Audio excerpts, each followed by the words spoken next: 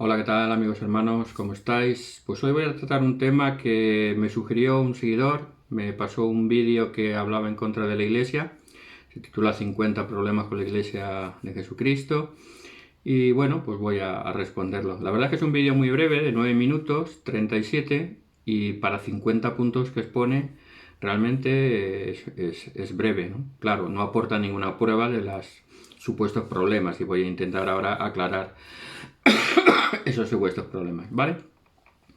Primero, dice que algunos pasajes del libro de Mormón son exactamente iguales que la versión King James, la Biblia en inglés de la época de Joseph Smith.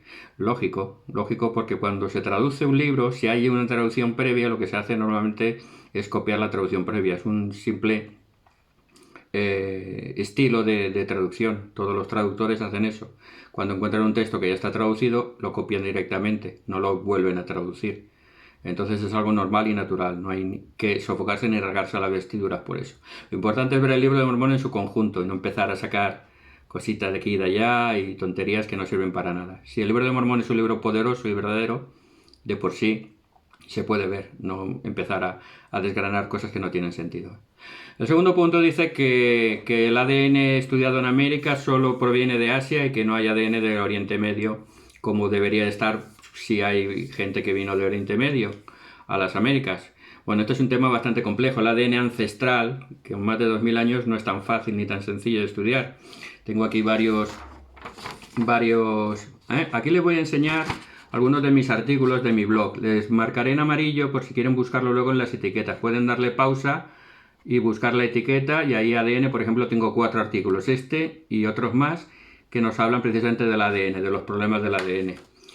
Como digo, no es un tema sencillo. Por otro lado, nunca en el libro de Mormón dice que América estuviera vacía, sino que en el capítulo 25 de Mosía claramente se puede interpretar de que se habían unido con otros pueblos y que había mezcla de razas, por lo tanto el ADN de los nefitas y las manitas puede estar completamente desaparecido por allí. Pero fíjense que aún con esa falta de ADN, el National Geographic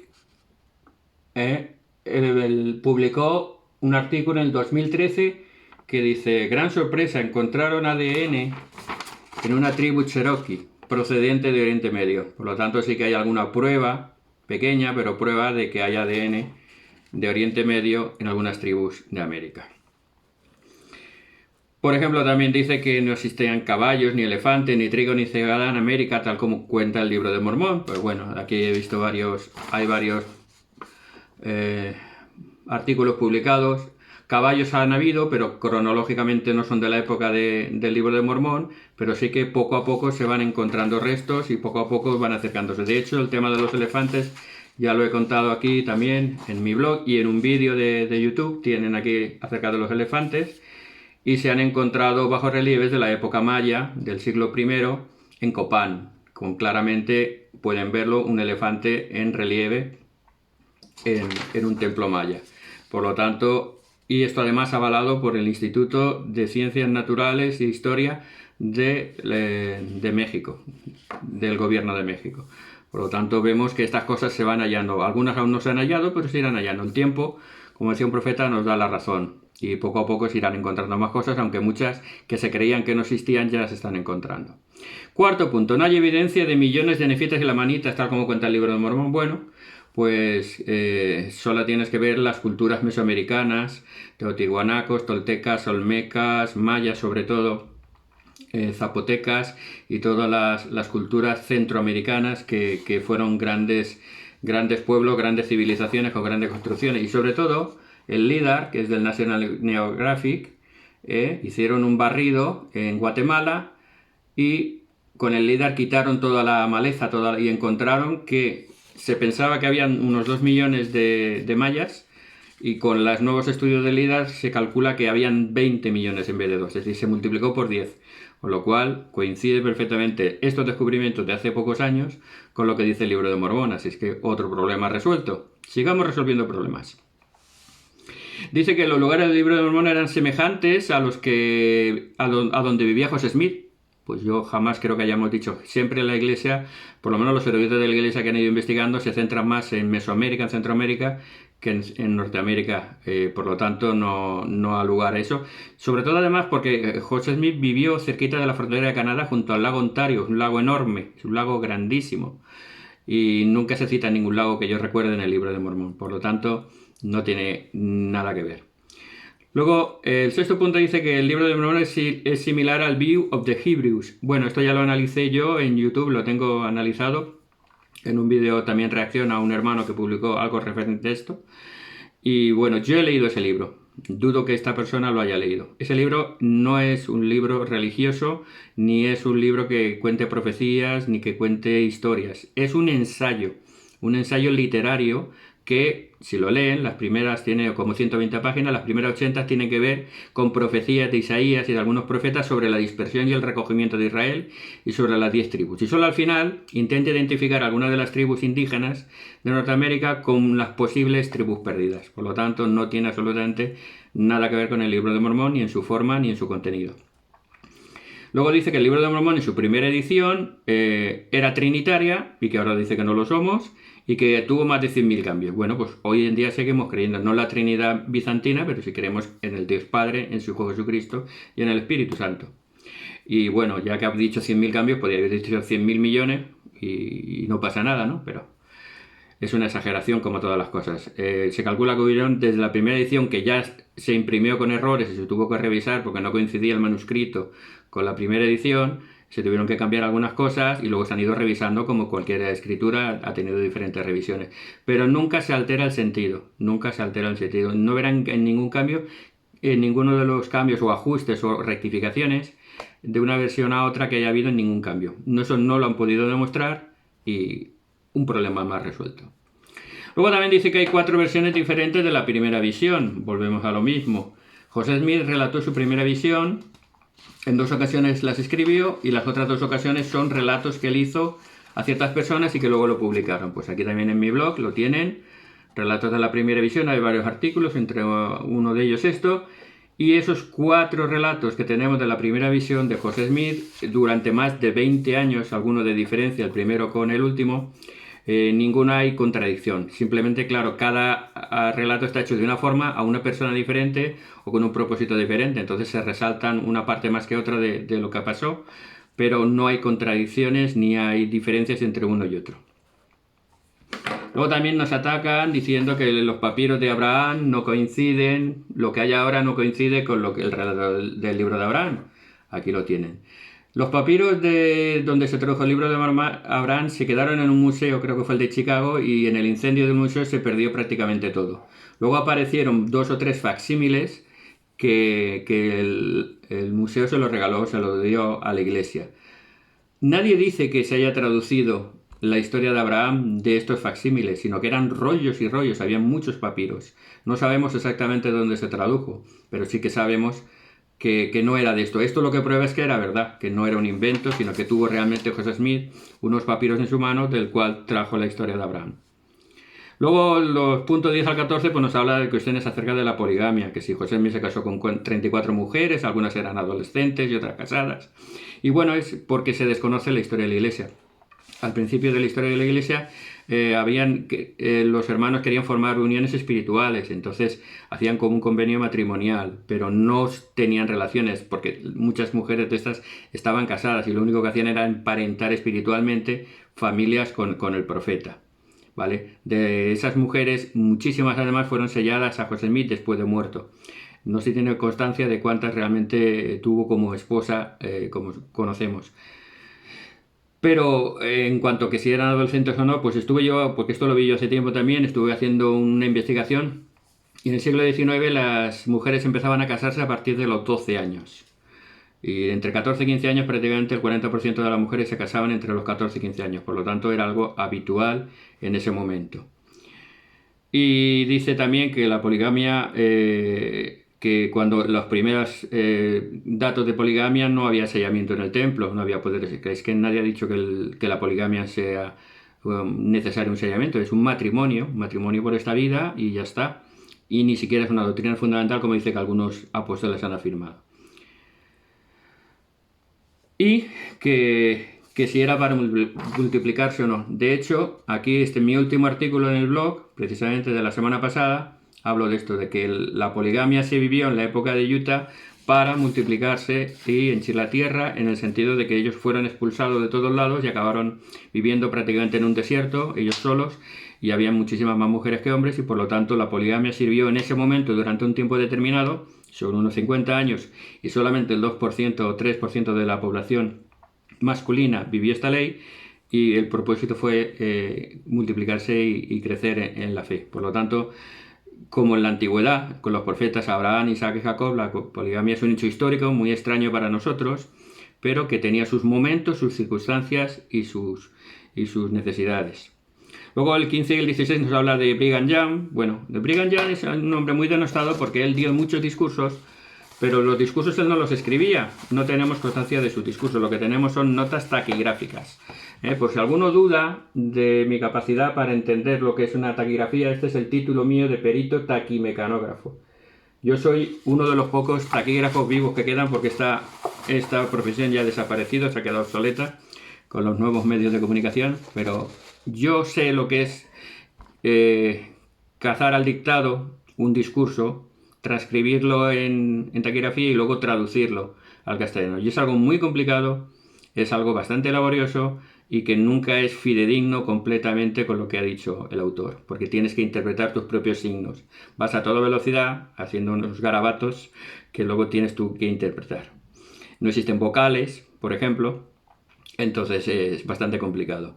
Así es que muchas de las cosas que se le atribuyen a Brigham Young probablemente no las dijera, o las dijera mal, que podía haberlas dicho, o las malinterpretaran algunas personas, o las tradujera el transcriptor de taquigrafía, la transcribiera mal. Por lo tanto, eso de que Brigham Young enseñó que Adán era Dios no es cierto, y él nunca lo dijo en ese sentido, o si lo dijo mal. Y otro tema de expiación de la sangre, que si la expiación por la sangre fuera vengarse de todo lo que nos habían hecho, pues la iglesia estaría llena de asesinos, porque nos masacraron 3 veces en 2 estados diferentes. Por lo tanto, eso no es. Más bien tiene que ver, por lo que yo sé, de que el que cometía un asesinato podía solicitar como expiación propia, si lo quería el condenado, solicitar la pena de muerte como una forma de expiar su asesinato anterior.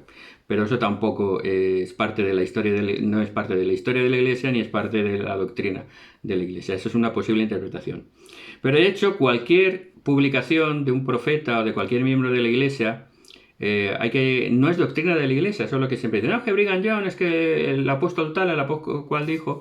Esta es una iglesia libre. Aquí podemos expresarnos como queramos, y los apóstoles y los profetas tienen toda la libertad del mundo también de expresarse. Pero fíjense lo que dijo Joseph Fielding Smith, que fue teólogo, escritor de libros, historiador, y además llegó a ser profeta de la Iglesia en los años 70. Dice: no importa lo que está escrito o quién lo haya dicho, si aquello que se ha dicho no concuerda con lo que el Señor ha revelado, podemos hacerlo a un lado. Mis palabras y las enseñanzas de cualquier otro miembro de la Iglesia, ya sea de un cargo mayor o un cargo menor, si no concuerdan con las revelaciones, no estamos obligados a aceptarlas. Expongamos claramente este asunto. Hemos aceptado los 4 libros canónicos como las medidas o balanzas de acuerdo con las cuales medimos la doctrina de todo hombre. Por lo tanto, vemos que solamente las Escrituras son las que nos enseñan la doctrina. Lo demás pueden ser opiniones, y si están de acuerdo con las Escrituras, perfecto. Si no están de acuerdo, solamente es una opinión y por lo tanto no tenemos que aceptarlas ni son parte de nuestra doctrina.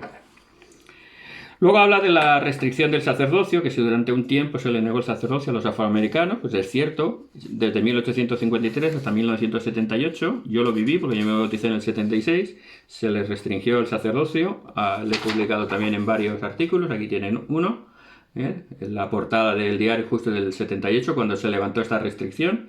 Pero lo que está claro es que fue algo temporal. El propio Brigham Young, cuando dio esta restricción, dijo que era temporal y que se quitaría en un día. De esto tengo más de 5 artículos publicados.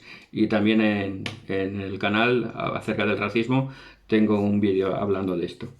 Lo que está claro es que nadie perdió sus bendiciones. Ninguna persona que no recibiera este sacerdocio en esta vida lo perdió para siempre, sino que solamente fue temporal. Y ninguna bendición, ni ninguna exaltación, ni ningún poder se pierde para ninguna persona. Voy un poco rápido porque son muchos. La iglesia dice pagó una vez por esconder documentos. Bueno, eso es una historia famosa. La pueden ver en Netflix. Es la historia de Mark Hoffman. Este era un miembro de la iglesia bastante peliagudo, porque ya dice que desde el principio ya lo único que buscaba era aprovecharse de la iglesia, era incrédulo, pero aparentaba ser un buen miembro de la iglesia. Y era un experto falsificador. Tanto es así que engañó al Congreso de los Estados Unidos y les vendió un documento fundacional y lo dieron por bueno. Es decir, que y luego, además, cuando empezó a hacer algunas cosas, empezó a mandar cartas bombas para eliminar a sus enemigos y mató a un par de personas y está hoy en día en la cárcel con cadena perpetua. Pueden verlo en Netflix y en otra serie anterior que se llamaba Crímenes Imperfectos en español, donde está la historia de este Mark Hoffman. La iglesia nunca ocultó ningún documento. Esta carta, la llamada Carta de la Salamandra, no la compró la iglesia, como dice él, la compró un miembro de la iglesia y se publicó en la revista de la iglesia. El presidente de entonces, el presidente Hinckley, dijo que no creía que fuera verdadero, pero que como parecía verdadero históricamente, pues se publicó y al poco tiempo se descubrió que era toda una falsificación de este Hoffman. Llegaba en la cárcel por asesinato y por falsificación. Luego el siguiente dice que José Smith tradujo las placas de Hindercook. Bueno, las placas de Hindercook fue un montaje también, una falsificación de la época de José Smith. Sobre unas placas se encontraron unos registros antiguos, pero aquí en este artículo dice que José Smith jamás intentó traducirlas y que no les dio ninguna importancia. ¿Por qué? Porque se demostraron que eran falsas. Sencillo y claro. Dice que enseñamos por conocimiento espiritual, igual que hacen los fanáticos religiosos. Pues no. Nosotros enseñamos que puedes recibir un testimonio del Espíritu Santo, que puedes pedirle a Dios y Dios te responde a tus oraciones. Es lo que enseña Pablo en 1 Corintios capítulo 2, léalo. Por el poder del Espíritu Santo podemos conocer la verdad de todas las cosas y es por el poder del Espíritu Santo que Pablo predicaba y que enseñaba que conociéramos todas las cosas por medio del poder del Espíritu Santo. Dice el punto 21 que José envió a Oliver a vender a Canadá los derechos del Libro de Mormón. Es la primera vez que lo oigo. ¿Quién querría comprar los derechos del Libro de Mormón en la época de José Smith? ¿Por cuánto dinero y para qué? Absurdo. Luego el punto 22 dice que compartir el testimonio es una táctica psicológica. Bueno, pues Pablo hablaba muchas veces de su conversión camino a Damasco y siempre que tenía ocasión daba el testimonio de que había visto a Jesucristo. Pues sería muy psicólogo también Pablo. En fin, dejémoslo pasar. El punto 23, sentir el espíritu fuera del evangelio. Pues claro, si nosotros podemos sentir el espíritu en nuestra casa, en nuestro trabajo, yendo a pasear o viendo cualquier cosa. Somos 24 horas cristianos. No le veo el sentido a ese problema. Dice que el 24 que José y Oliver no mencionan el sacerdocio hasta después, 10 años después. Pues no, porque el José Smith lo tiene registrado en su diario, 1829, y luego se publicó en Messenger and Advocate, no sé si lo pronuncio bien, es una revista, 1834, y salió en el Libro de los Mandamientos, 1835. Por lo tanto, es absurdo. Luego del 25 al 33 empieza a desacreditar a José Smith, a su familia y a sus amigos. Es un ataque puro ad hominem. Ataca a las personas y ya está. Dice, como dijo Cristo en Mateo 10, ¿no? Dice, si al Hijo del Hombre han llamado Belcebú, ¿qué más os pueden llamar a vosotros? Así que no preocupaos por eso. Dice que José buscaba tesoros y fue llevado a juicio y condenado por ello. ¿Dónde están las pruebas? ¿Me pueden enseñar las condenas de José Smith? ¿Alguien? Sí fue llevado a juicio muchas veces en su vida, pero todas fueron falsas y ninguna prosperó porque no tenía ninguna razón.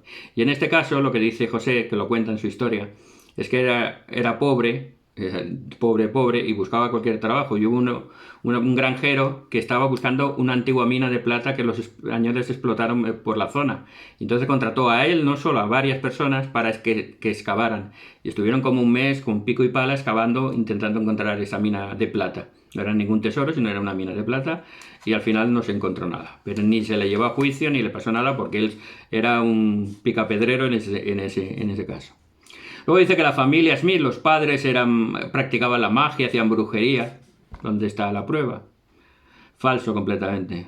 Todo puro ataque a las personas para desacreditar. Luego dice que las planchas de oro que no las vieron realmente, que lo vieron con ojos espirituales. Pues en ningún momento. Aquí tengo el libro, no lo voy a hablar, pero la página 54-55, este libro que es muy antiguo y está muy roto, pero ya desde hace mucho tiempo cuentan la historia y tanto los 3 testigos que vieron al ángel Moroni y las planchas de oro, como los 8 testigos que solo vieron las planchas, testifican que las vieron a la luz del día y personalmente, nada de con ojos espirituales, sino la vieron literalmente. Luego habla de Martin Harris y David Wilmer, 2 de los 3 testigos. Dice que Harris era un ingenuo, que David Wilmer negó su testimonio, jamás lo negó. Aun cuando todos se alejaron de la iglesia y se enemistaron con José Smith, nunca negaron su testimonio. Por lo tanto, eso es falso. Y hay pruebas de ello. Y que dice que, claro, que los testigos del libro de Mormón eran familia o amigos de José, pero si todavía no estaba organizada la iglesia y eran 4 gatos, quienes iban a ser escogidos para ser testigos, pues aquellos familiares y amigos próximos que estaban involucrados en la obra. Es como decir que porque Jesucristo, la mayoría de sus apóstoles eran galileos, porque él era galileo y eran de la zona donde él vivía. La mayoría de sus apóstoles eran galileos como él. Absurdo y sin sentido como todo. Luego el punto 34, sobre las 116 páginas perdidas, dice que no pudo volver a traducir. Es que eso es lo que querían los enemigos, que robaron ese manuscrito. Y el Señor le dijo que lo tenía previsto de hace mucho tiempo y le dijo que tradujera directamente no del libro de Mormón, sino de las planchas de Nefi, que tenían el mismo relato por duplicado. Por eso el libro de Mormón empieza hablando en primera persona y después de palabras de Mormón sigue en tercera persona. Una curiosidad muy interesante a causa de esto. Luego habla de la investidura del templo, que se inspiró en la masonería. Bueno, pues en YouTube ya le he explicado lo que es la masonería. También tengo varios artículos en mi blog de la masonería, que está muy clarito. La investidura del templo empezó en Kirtland en 1836 y 37. La primera parte de las investiduras se revelaron ahí y el resto en Nauvoo. Y cualquier miembro de la iglesia que haya ido al templo solo tiene que entrar en YouTube y poner rito de iniciación masónico y verán que no tiene absolutamente nada que ver una cosa con otra. El punto 36 dice que los elementos de la investidura se eliminaron muchos en los años 80. Pues mire, yo recibí investidura en el año 81 y yo vi la investidura, la original o la de la época, y todos los cambios que se han hecho desde entonces hasta ahora, lo único que ha sido recortar para ahorrar tiempo. La investidura duraba como 2 horas en esa época y ahora dura 1 hora y cuarto, 1 hora y 20.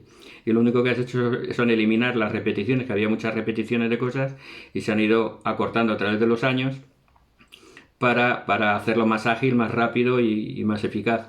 Pero jamás se ha cambiado nada y eso lo puedo certificar yo que lo he vivido, ¿vale? No se ha cambiado nada, se ha reducido y se han quitado repeticiones. Punto 37. Dice que José Smith dijo profecías que no se cumplieron. Que me digan cuáles, porque las que he visto por ahí son unas tontadas que fácilmente se rebaten con mucha sencillez. Lo que no pueden rebatir son las profecías que sé que se cumplieron. Y hay una profecía sobre todo muy clara que está registrada con fechas y con datos. La profecía acerca de la Guerra Civil Americana. Aquí pueden verlo. El profeta José Smith, 30 años antes casi de la Guerra Americana, dijo que iba a haber una guerra entre norte y sur, que empezaría en Carolina del Sur, de la rebelión, que sería a causa de la esclavitud de los negros, que Gran Bretaña vendría a ayudarlos, que los negros serían armados. Es decir, que no solo profetizó lo que iba a pasar, sino dio varias condiciones que todas y cada una de ellas se cumplió. Por lo tanto, vemos que eso no lo puede hacer un profeta falso, sino solamente un profeta verdadero. ¿Por dónde vamos? A ver. Luego del 38 al 42 cuestiona la Biblia. Aquí lo voy a dejar a cualquier cristiano porque dice que si Adán y Eva no existieron, que si el diluvio no pasó, que si los animales no cabrían en el arca tal como se cuentan las medidas, que la Torre de Babel es un mito, que nadie en la época de los patriarcas vivía 600 o 700 años y que dice que el Dios del Antiguo Testamento era un genocida. Bueno, por desgracia la mayoría de las personas que se salen de la iglesia y de cualquier otra iglesia, muchos acaban siendo ateos y se vuelven en contra de todo hasta de la Biblia. Entonces, aquí no le voy a contestar porque no es un problema de la iglesia de Jesucristo, es un problema del cristianismo en general. Si no crees en la Biblia, lo siento, nosotros creemos en la Biblia tal como está. Dice en el 43 que la iglesia es deshonesta con su historia. ¿Me quiere decir en qué? Como les he enseñado este libro antes, este libro yo lo tengo desde el 74 en español y desde el 61 está en inglés publicado. Aquí están cosas que mucha gente me ha dicho que no se habían publicado y aquí están publicadas. Y lo he comprobado perfectamente. Lo que pasa es que antiguamente no había Google, ahora es muy fácil entrar en Google y encontrar casi cualquier cosa.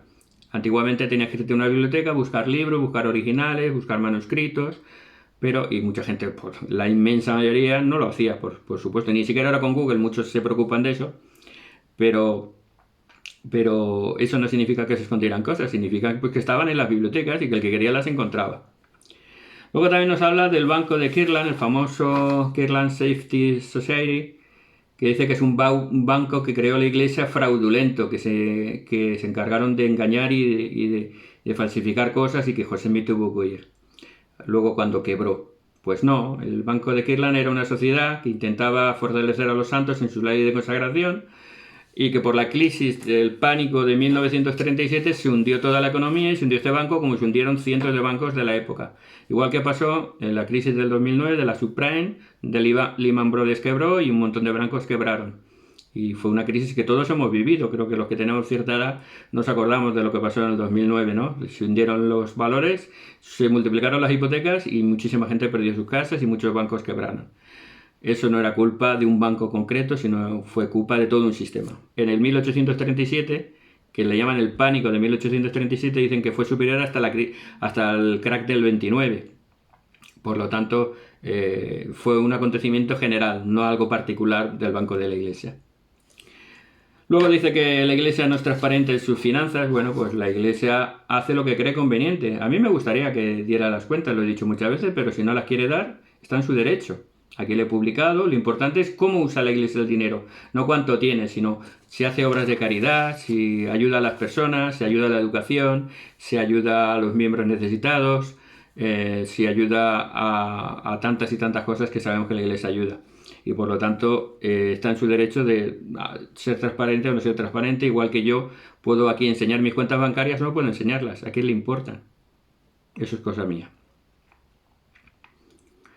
Luego habla del famoso City Creek Center, que el City Creek Center dicho en español, que es un centro comercial que la Iglesia creó o que construyó en el centro de Salt Lake City, al lado de la manzana del templo, a principios del año 2000.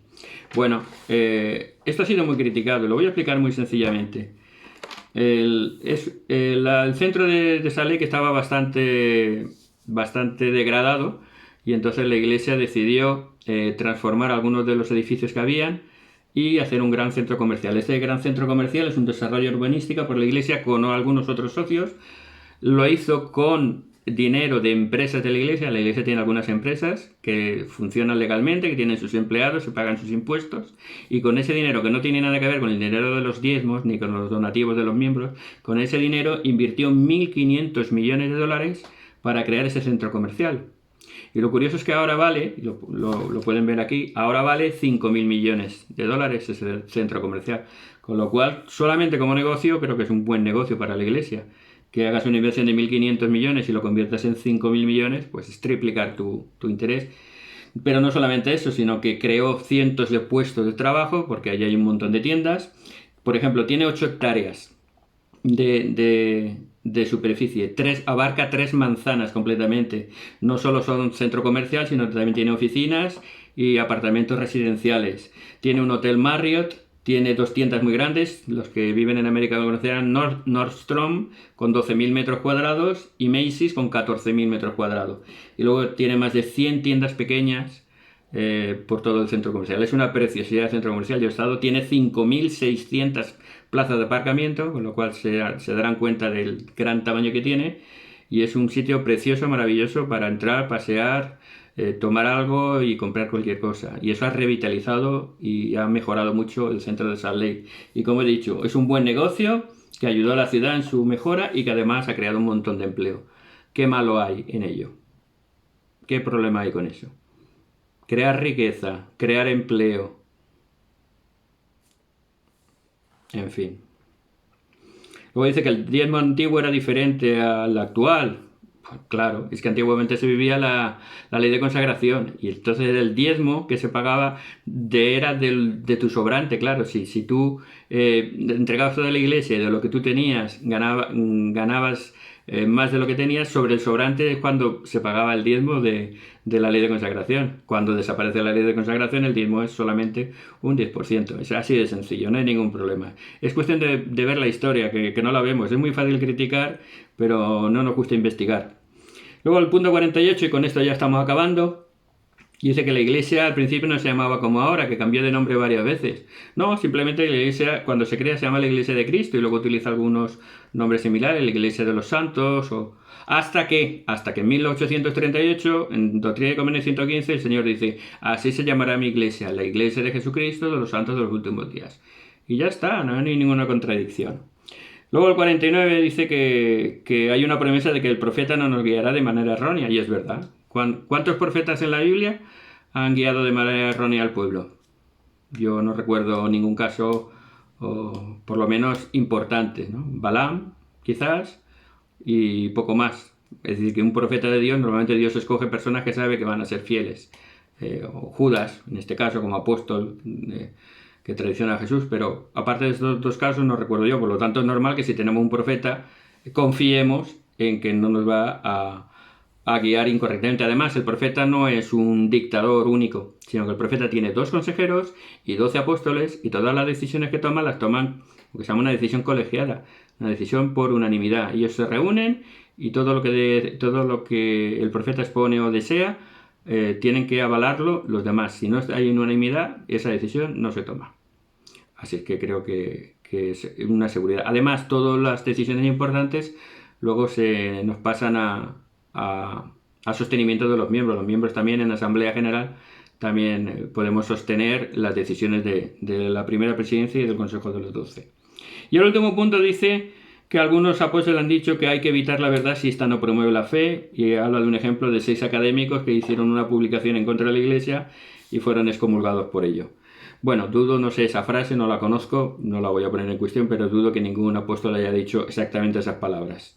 Aquí se tergiversan muchas cosas, porque nosotros creemos en la verdad, y la verdad no nos da ningún miedo, y si hemos hecho equivocaciones, son equivocaciones humanas, pero no afectan ni a la doctrina, ni afectan al principio de salvación del Evangelio, ni afectan al sacerdocio. Pueden afectar algunas cosas, como son nuestras debilidades humanas, pero nada más. Y si esas 6 personas se pusieran en contra de la Iglesia, pues lógicamente, después de darle los avisos correspondientes, pues tuvo el deber y la oportunidad de excomulgarlos y ya está, y no pasa nada. Aquella persona que no quiere estar en la Iglesia, nadie se lo obliga, y si se pone contra la Iglesia, pues lógicamente se pueden tomar medidas disciplinarias contra ellos, que eso no significa que sean apartados ni alejados, simplemente son excomulgados y se les privan de sus derechos, pero ni se les rechaza, ni se les niega el saludo, ni se les condena a nada como algunos otros grupos. Por lo tanto, vemos que ya he respondido, si no me he colado con ninguna, ni me he pasado con ninguna, los 50 problemas supuestos que tiene la Iglesia, que ya ven que ninguno es relevante y todos fácilmente explicables. Espero que les haya interesado, que les haya gustado, y si alguna vez, que muchas veces sale por ahí, pues esto pasó, pues esto no pasó, pues puedan remitirles a este vídeo o puedan haber aprendido algo para poder contestar. Decir, no, es que mira, esto pasó por esto, por esto y por esto, o esto es falso. A ver, demuéstrame lo que estás diciendo. Puros ataques al hominem, que se llaman ataques a la persona. Se intenta desacreditar a José Smith, a su familia, a los primeros santos, a los profetas actuales. Se les intenta desacreditar para intentar hacer como hicieron con Jesucristo. No, pues haces tus milagros, los haces por el poder de Satanás. Y él ya lo dijo, bienaventurados sois cuando os traten como a mí, porque si a mí me llamaron Belcebú, ¿qué os van a llamar a vosotros? Por lo tanto, es algo normal que tiene que pasar. Tenemos detractores, tenemos personas que no están de acuerdo con nosotros, que han sido miembros, otros que son de otras iglesias, pero nosotros procuramos no discutir ni pelear con nadie, pero sí de vez en cuando hay que explicar y aclarar estos supuestos problemas que vemos, que no da ninguna base, no da ninguna documentación. Algunas cosas son reales, pero pueden distorsionarse o pueden exagerarse, pueden caricaturizarse, me salía, caricaturizarse, pero no van más allá de simples anécdotas o simples cosas sin importancia o de segundo orden, que repito, como seres humanos hemos cometido muchos errores en la historia, hemos cometido muchas equivocaciones. José Smith le daba, si él no tenía convenio, verá como el Señor le estaba dando pam, pam, pam, pam.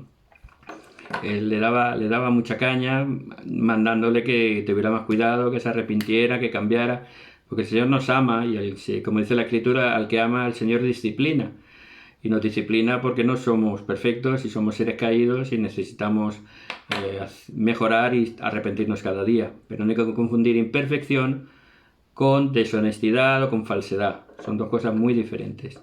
Los apóstoles de Jesucristo eran imperfectos, pero eran honestos, y eran verídicos, tenían la autoridad de Dios y el poder de Dios. Y eso es lo que hoy en día tenemos, la restauración del Evangelio. Tenemos profetas y apóstoles con el poder de Dios y la autoridad de Dios, aunque sean imperfectos. Yo les testifico que esta es la obra de Dios. Dios ha restaurado su Evangelio en estos últimos días y tengo un testimonio del Espíritu que esta iglesia es verdadera. Les invito a venir a Cristo, veniracristo.org, y allí encuentran toda la información de la iglesia. Hermanos, que Dios los bendiga.